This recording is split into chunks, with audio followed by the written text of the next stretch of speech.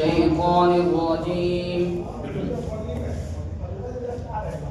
بسم الله الرحمن الرحيم.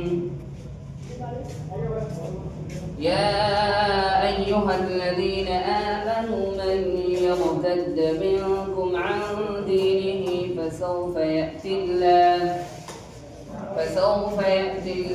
بقوم يحبهم ويحبونه أذلة على المؤمنين أعزة على الكافرين يجاهدون في سبيل الله ولا يخافون لومة لائم ذلك فضل الله يؤتيه من يشاء والله واسع عليم. إنما وليكم الله ورسوله والذين آمنوا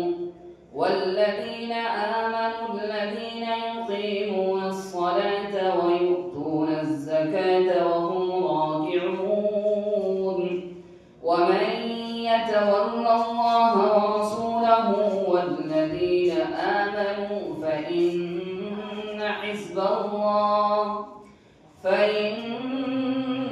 حزب الله هم الغالبون.